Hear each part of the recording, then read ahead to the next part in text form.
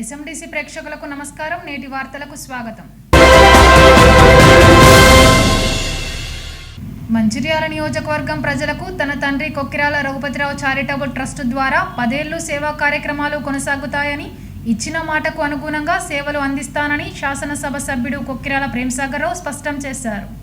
శుక్రవారం తన నివాసం వద్ద ముస్లిం మహిళలకు బక్రీద్ తోఫాను అందించారు. ఈ సందర్భంగా మహిళలను ఉద్దేశించి ప్రేమ్సాగర్ రావు మాట్లాడారు. అసెంబ్లీ ఎన్నికల కోడ్ వలన రంజాన్ తోఫా ఇవ్వలేకపోయానని తెలిపారు. ఎన్నికల్లో గెలిచిన తర్వాత సేవా కార్యక్రమాలు నిలిచిపోతాయనే అపోహలకు తావు లేదని అన్నారు. ట్రస్టు ద్వారా 10 ఏళ్లు సేవా కార్యక్రమాలు కొనసాగిస్తానన్న హామీ ఖచ్చితంగా అమలు చేస్తానని భరోసా ఇచ్చారు. ఎన్నికల్లో ఓడిపోయినా తాగునీరు చలివేంద్రాలు, తాగునీరు సరఫరా, బతుకమ్మ పండుగలకు మహిళలకు చీరలు, రంజాన్, బక్రీద్ పర్వదినాలకు తోఫాలు ఇచ్చినట్లు ఆయన గుర్తు చేశారు. కరోనా సమయంలో మాత్రమే సేవలలో అంతరాయం ఏర్పడిందన్నారు. ఎన్నికల్లో తనని గెలిపిస్తే తాగునీరు సరఫరాలో అసౌకర్యం లేకుండా చేస్తానని మాటను నిలబెట్టుకున్నానని తెలిపారు. సంక్రాంతి నుంచి ప్రజలకు స్వచ్ఛమైన త్రాగునీరును అందిస్తున్నానని, కొన్ని వాడల్లో సాంకేతిక సమస్యలు ఉన్నందున నీటి సరఫరాలో కొంత అసౌకర్యం ఏర్పడుతుందని ఆయన అన్నారు. ఈ కార్యక్రమంలో జిల్లా కాంగ్రెస్ కమిటీ అధ్యక్షురాలు కొక్కిరాల సురేఖ, కాంగ్రెస్ నేతలు పాల్గొన్నారు. जो इलेक्शन से पहले जो काम मैं शुरू करा, इलेक्शन से 1 साल पहले, शायद पानी का टैंकर होने दो, रमजान का तोहफा होने दो,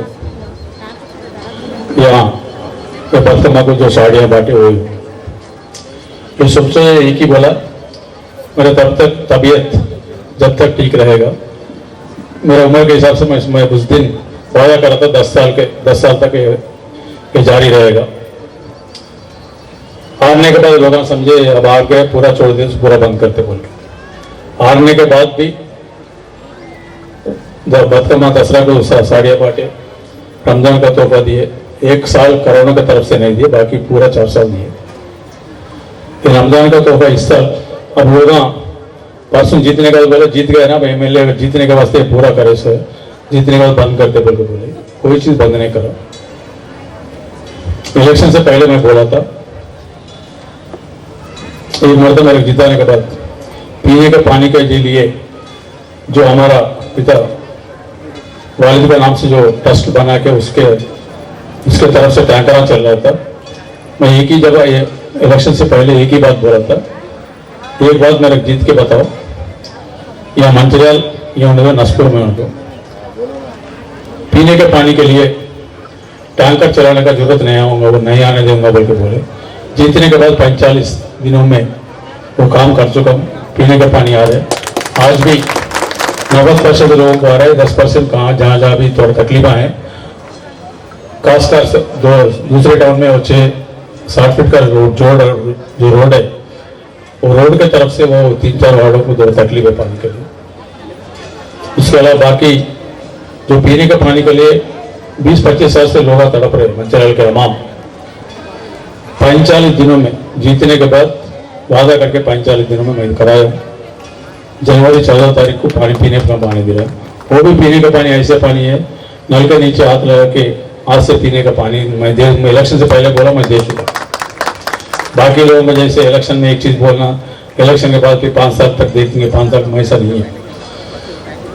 जीतने के बाद दूसरा दिन से मेरा काम शुरू करा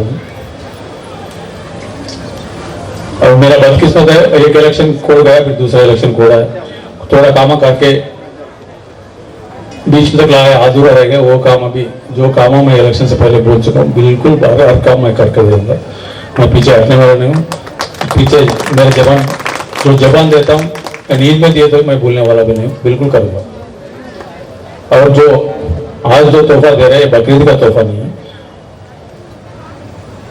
ये रमजान का तोहफा था। रमजान का तोहफा में रमजान के महीने में जो इलेक्शन पार्लियामेंट इलेक्शन का कोड था, उसके लिए उस दिन बोला था मैं कि रमजान का तोहफा इसे बकरीद से पहले दूंगा, बल्कि रमजान के दिन वो ईदगाह में ऐलान करके बोला था मैं जो रमजान का तोहफा है बकरीद से पहले दे दूंगा। बकरीद से पहले कल मैडम जो 3 लाख रुपये देने बिल राजपुर का दे दिया, आज मंचिर्याल शाम में भी नसपुर है। హామీలకు సంబంధం లేకుండా మనం ట్రస్ట్ ద్వారా కార్యక్రమాలు చేస్తున్నాం. ఎవరి ఏ కష్టం వచ్చి ఏ సహాయం కోసం వచ్చినా కూడా మాకు చేతనైనంత వరకు ప్రతి ఒక్కరికి కూడా న్యాయం చేయడానికి మేము ప్రయత్నం చేస్తున్నామమ్మా.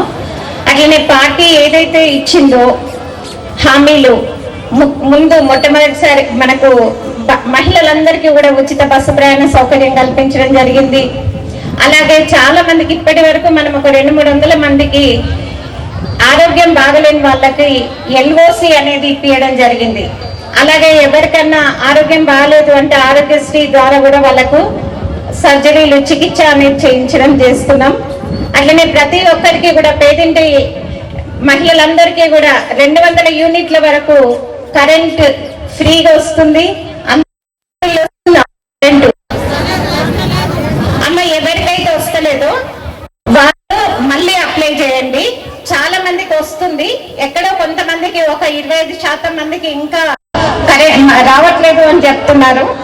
అదే ఇంకొకటి ప్రతి ఒక్కరు కూడా 500కి గ్యాస్ సిలిండర్ కూడా అందించడం జరుగుతుందమ్మా. అది కూడా సగం మందికే వస్తుంది, మిగతా సగం మందికి రావట్లేదు. అది కూడా తప్పకుండా జరుగుతుంది. ఇంకొకటి ప్రతి నియోజకవర్గానికి ఒక సంవత్సరానికి 3500 ఇందిరమ్మ ఇండ్లు అనేటివి ఇవ్వడం జరుగుతుంది. అంటే మన టౌన్ కి సంవత్సరం దాదాపు ఒక 1000 ఇండ్లు వస్తాయి. ఎవరికైతే ఇండ్లు లేవో ప్రతి ఒక్కరికి కూడా ఇల్లు కట్టి చేయాలన్నది ప్రేమసాగర్ రావు గారి కళ. కాంగ్రెస్ ప్రభుత్వం కూడా ప్రతి నియోజకవర్గానికి ఒక్కొక్క సంవత్సరానికి 3500 ఇండ్లు ఇస్తారు. ఇప్పుడు కూడా అక్కడ నిధులు రెడీగా ఉన్నాయి. మనం మొన్న ఎలక్షన్లు అయిపోయిన తర్వాత ఈ ఇండ్ల కార్యక్రమం మొదలు పెడదామని చెప్పేసి ప్రభుత్వంలో ఉన్న పెద్దలు దాని గురించి మాట్లాడడం జరిగింది. మీ అందరికీ కూడా ఒక్కొక్క సంవత్సరం ఎవరెవరికి ఇల్లు లేవో వాళ్ళందరికీ ఇల్లు అనేది ఇవ్వడం జరుగుతుందమ్మా. మంచిర్యాలలో గురువారం గోడ కూలిన దుర్ఘటనలో 3 మృతి చెందిన బాధిత కుటుంబాలను ఎమ్మెల్యే కొక్కిరాల ప్రేమసాగర్ రావు పరామర్శించారు. శుక్రవారం ప్రభుత్వ ఆసుపత్రిలో ఉన్న మృతుల కుటుంబ సభ్యులను కలిసి మీకు అండగా ఉంటానని భరోసా ఇచ్చారు. మృతుల కుటుంబాలకు రావాల్సిన ఆర్థిక సహకారం అందేలా చేస్తానన్నారు. కాగా అంతకుముందు మృతుల కుటుంబ సభ్యులు ఐబీ చౌరస్తాలో రోడ్డుపై బైఠాయించి ఆందోళన వ్యక్తం చేశారు. తమకు న్యాయం చేయాలని డిమాండ్ చేశారు. మంచిర్యాల ఏసీపీ ప్రకాష్ ఆందోళనకారులతో చర్చించారు. పోలీసులకు ఫిర్యాదు చేయలేదని తెలిపారు. భవన నిర్మాణం యజమానులు ఇప్పటి వరకు స్పందించకపోవడం దారుణమని బాధిత కుటుంబ సభ్యులు అన్నారు.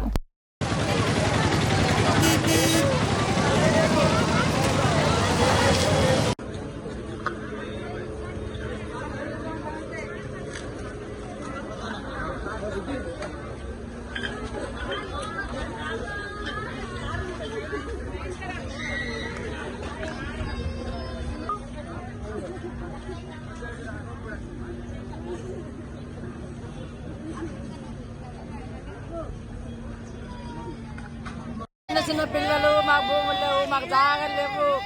మేము పూటకు పని చేస్తే బతికేటోళ్ళం. ఒక్క శవం కాక 3 శవాలు పోయినాయి.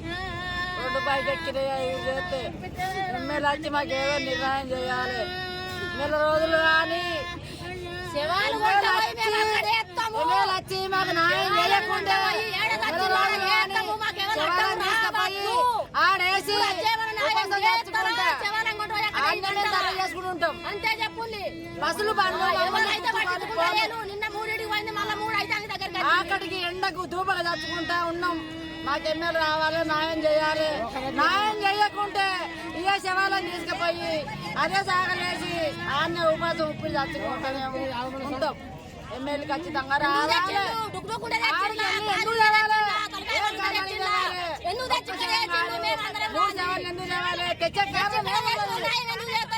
ఒక్క నిమిషం ఆగనీయకుండా పోలీసు వాళ్ళు కట్టలు బట్టి లేపిళ్ళు తెచ్చిళ్ళు శవాలని. ఇవాళ ఎమ్మెల్యే రావాలి, మాకు న్యాయం చేయాలి. న్యాయం చేయకుంటే ఎమ్మెల్యే లేడా అప్పుడు మాకు సాయం చేయాలి. చిన్న ఎక్కడక్కడ పారిపోయినట్టు పోతాళ్ళు. మా పరిష్కారం ఏంటి? నేటి ఎస్ఎండిసి న్యూస్ ఇంతటితో సమాప్తం. తిరిగి ప్రసారమయ్యే ఎస్ఎండిసి న్యూస్లో మళ్ళీ కలుద్దాం. అంతవరకు సెలవు. నమస్కారం.